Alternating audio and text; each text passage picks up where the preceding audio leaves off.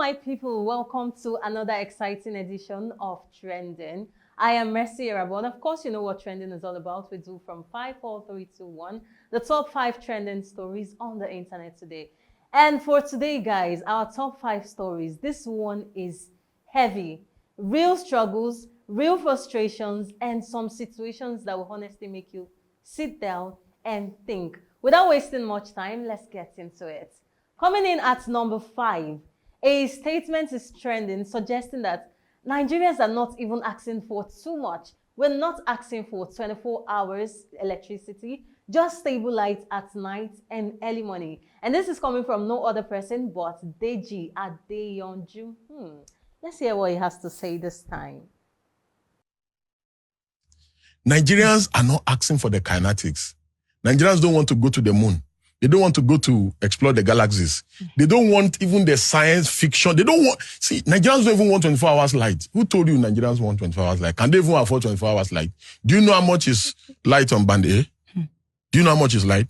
Nigerians just want, when they come home at 8:30 in the night, put on the light so that they will not be sweating at night when they are sleeping.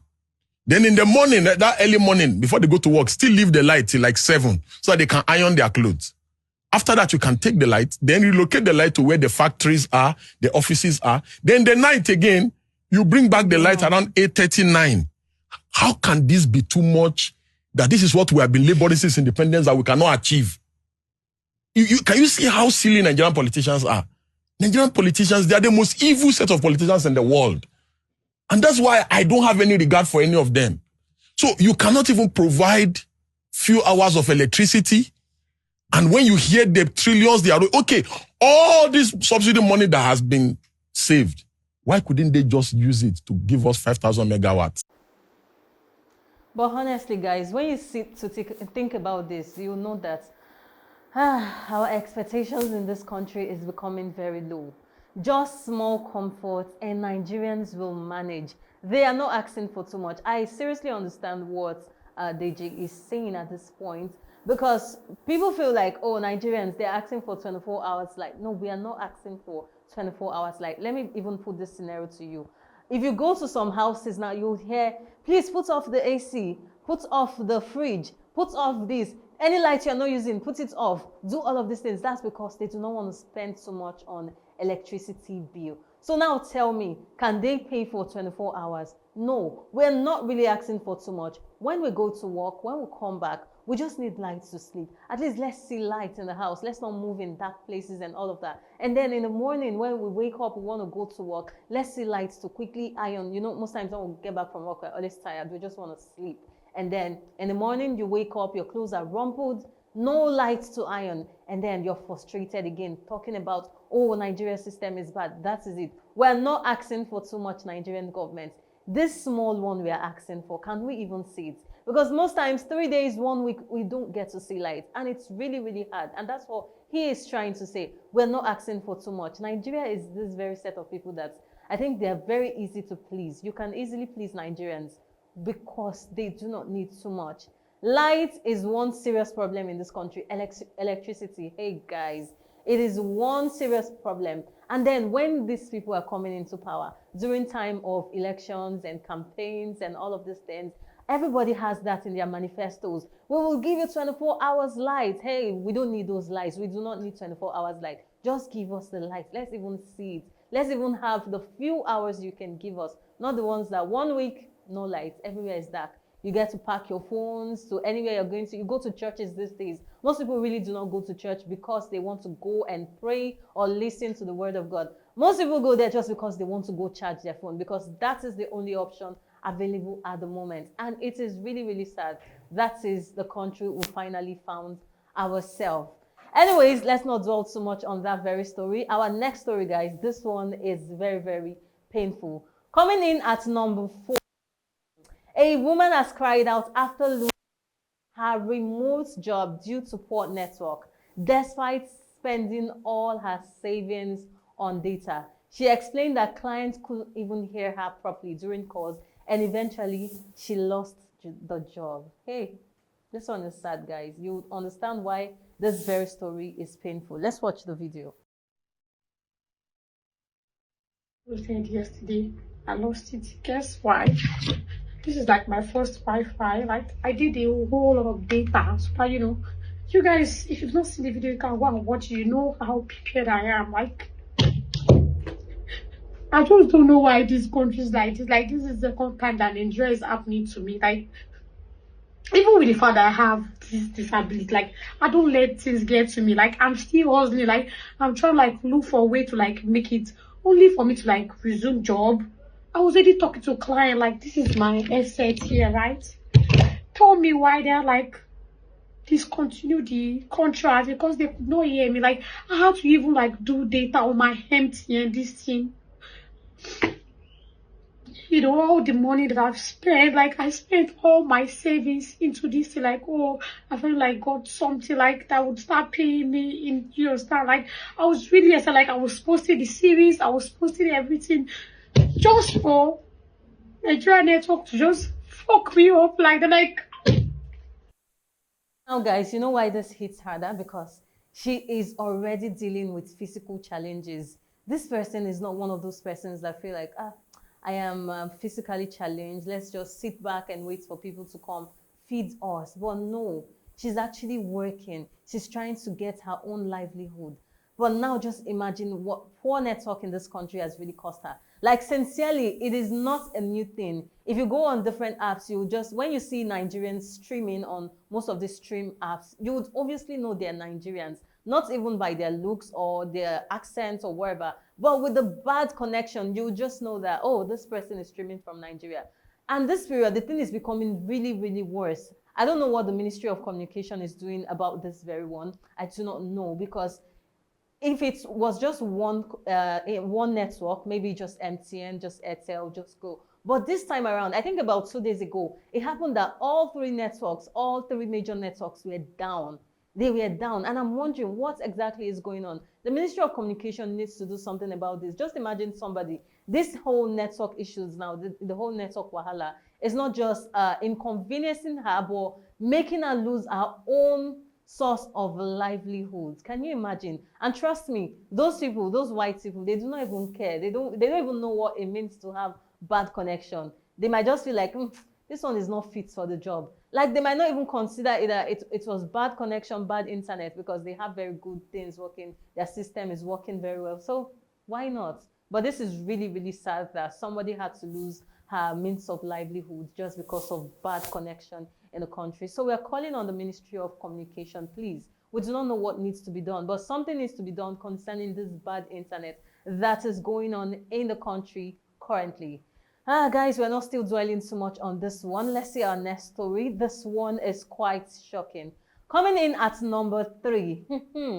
Tenants in Lagos are crying out after allegedly discovering their home had been sold and demolished while their rent was still valid. So my rent is still on, and then this house is being sold and demolished. My properties are inside. My rent is still on. That is what these people are going through right now. Let's watch this video.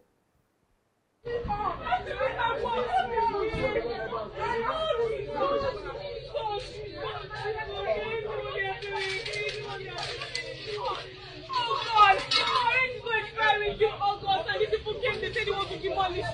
not possible.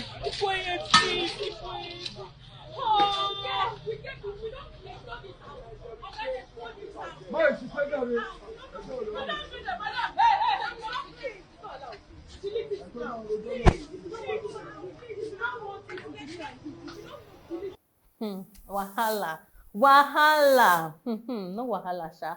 But wait, guys. They demolished this house while people still lived there. So at this point, where are these persons supposed to go to? Where are they supposed to move to? This is the kind of situations that leave people stranded overnight. And one thing is, this thing is very, very common in Lagos. Very common. Like, how on earth would you sell out your property knowing fully well that people still has their rents running? Why on earth would you sell out that kind of property? If you have intentions, if you know that you actually have intentions to sell your property, then why take rent from people? Allow these persons finish their rent, sell your property, and then just you can ask them to leave, you sell your property, you move out of the house, the new owner comes in and all of that. That is how it's supposed to be. But nowadays, you just, and even if you cannot wait until they finish their rent or something, until their rent is exhausted or something, but I feel like you can at least tell the new owner that this person, certain persons has rents running. This thing, something similar actually happened to somebody very close to me, and then I felt really bad because now you're doing this thing and you're telling them you do not mind, you are the new owner, it's none of your business, and then the former owner is nowhere to be found. Why do people do this? This thing is very common in Lagos. Very, very common. It's even rare to hear this kind of stories in other places. But in Lagos, it is very common. People selling properties knowing fully well that their tenants have their rents running. Now you're demolishing this house. The persons are begging. Their properties are inside. But you are demolishing. According to what that woman was saying, that the rent, her own rent would expire by August. And this is just April. So she has how many months? And then demolishing the property. This is quite sad. Before we even became landlords, let's put it that way, we were first humans. Think about it. Where are these persons supposed to go? These persons are going to be stranded. And in Lagos, it's not one place that you just wake up and then you just see house to let, you just move in the very next day. No, it's not like that. You have to sort for an apartment, and trust me, the kind of apartments you see in Lagos sometimes. I remember watching one video of a guy that was trying to sort for an apartment, and then this agent took him to the very house. And from outside, when you see this house, it looks very fine, POP standard, Lekki standard, and all of that going on. But hey, when they opened the apartment, it was just like two ceiling. I was shocked for it. I was like, what is going on? So now just imagine you're in this very situation and you decided to contact an agent, and then they took you to this apartment and several other kind of apartment that you get to see before you finally decide to choose. Where are you supposed to stay before all of these things? So that's why landlords, landladies, we're supposed to be considerate. And again, if these persons know their rights, I'm not sure they should be here crying. If you know your rights, you should not be here crying. Why don't you sue them to court? Sue these persons to court. You have your rent running. And normally, if you're giving any tenant quit notice, you want this person to quit, you have to give them 6 months. 6 months notice. And this person's, their rents are even still running, not to talk of having 6 months. Well, like I said, if you know your rights, you would not be here crying. You would finish your rent and then still have that extra 6 months to stay in that very apartment. That is why we keep advising people and educating people to know their rights. Away from that story, guys, let's move to something that has really sparked outrage online. Coming in at number 2, a video is trending showing a corps member allegedly being dragged by police officers in Ekiti State. People around the scenes could be heard reacting as the situations unfolded. I have a lot to say, but let's watch this video first. No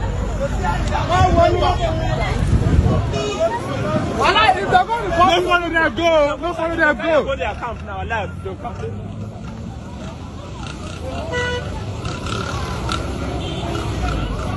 No follow them, go. No follow them, go anywhere. Anywhere. No follow them, go. They're mad. I can watch the young boy. That's my husband. No follow them, go anywhere. Make my shoot. Make my shoot. And shoot.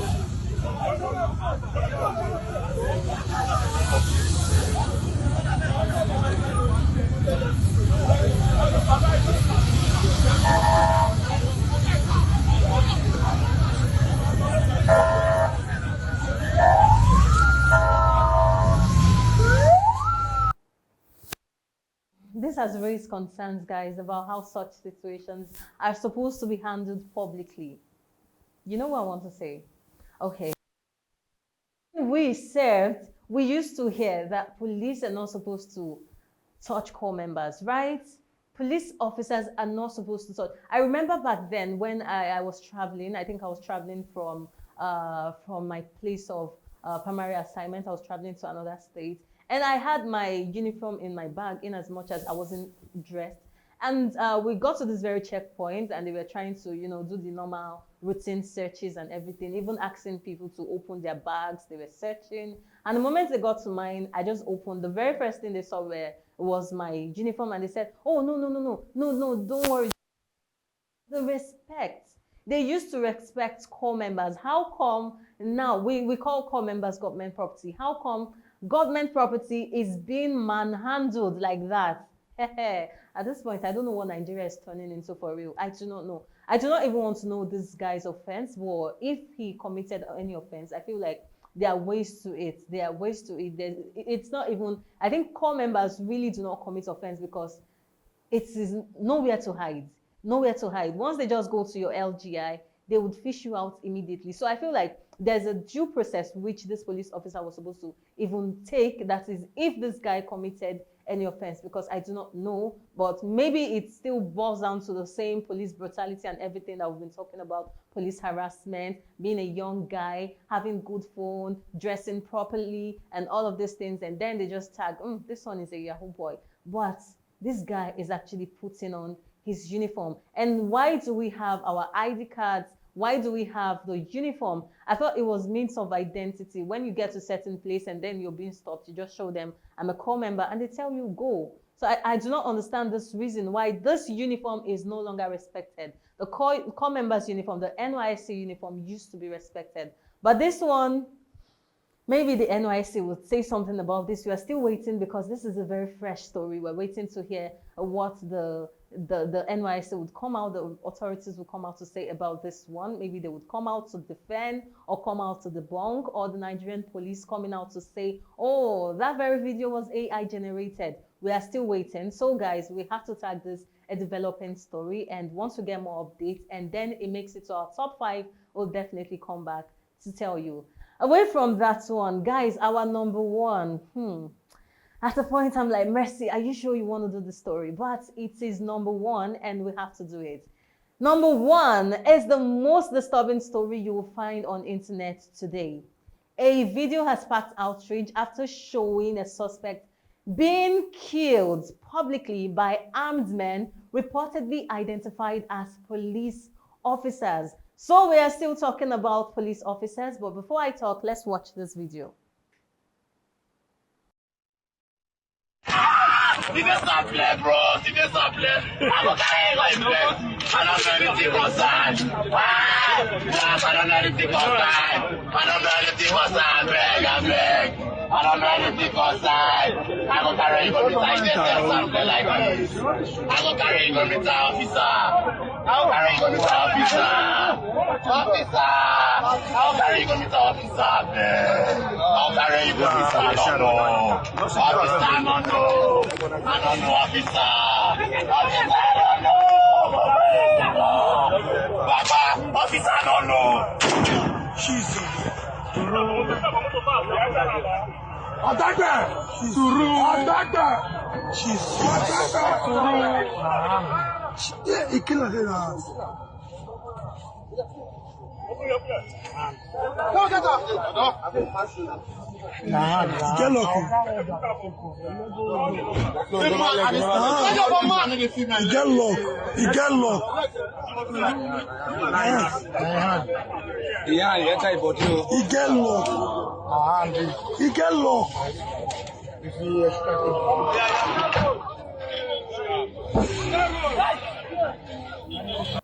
At this point, I don't know if I should say Nigeria is becoming a joke. Like, for real, this incident has raised serious concerns across the country. Everybody's talking, even globally, people are talking about this very story. Who on earth kills a suspect? A suspect that is not even trying to run. This person has been tied down. Maybe they would come out to say it was accidental discharge, but oh, we can see this clearly. This is not accidental discharge. This person was not trying to run. This person was not trying to resist arrest, because we know that the Nigerian police are not supposed to kill. They're not even supposed to shoot. The only reason they shoot is if this person is using force or this person is trying to resist arrest. And this person is not trying to resist. This person is obviously telling you that I do not know anything about this. Okay, maybe for some persons that might not really understand the story, maybe we should really break it down. So this guy happened to go pick up a baby or rather send a baby. Somehow, baby was involved because now the dead cannot speak. We do not even know what really transpired, but somehow Waybill was involved. He took a parcel to the park and somehow the park asked him to open it because they felt like this parcel is small. How come it's this heavy? Let's see what is inside. And then he opened the parcel. If he knew it was gone inside, I'm sure he would have not opened it. So he opened it and then found out that it was gone inside. And then they quickly tied him down. They called the police here in Delta State, and the police command, they came over to see how they could arrest him. Normally, what we know, and for a system that works, they would just go there, pick this guy up, take this guy to station, and see how every other person involved in this whole gun issue could be unveiled. But now, this guy was even trying to talk. I do not know anything about this. I could take you to the person that actually sent me this parcel. I could take you to the person's house. But no, he was shot. And guys, he was shot twice here in the park, and then he did not die. But when he got to the station, this very man, this same man killed him. This same man shot him 3 times until he died. This one is really sad. Very, very sad. Well, we would have called the Nigerian police this time, but no.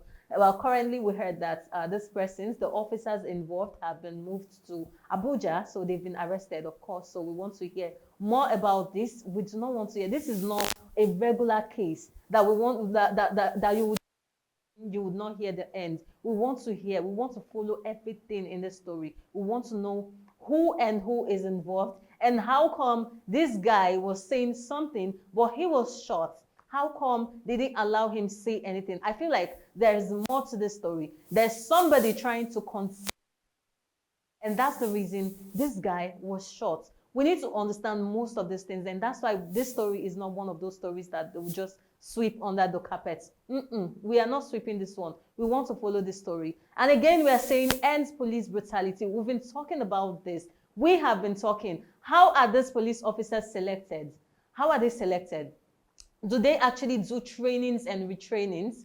How come a police officer is killing a suspect? A suspect. It's not as if this person has gone to court, this person has been tried or whatever. No, you're killing a suspect. These things are things that are supposed to be taught to these officers during their trainings and retrainings. But it's just so obvious that these people are not trained because this act is not professional. If this very police officer was professional, he would know that you do not kill a suspect. You're supposed to trace this very story to be able to catch the culprits. But now, this person is dead. Tell me, how do we get the real owner of that gun? How do we get it? This is just sad, and it's a sad reality that we have finally found out.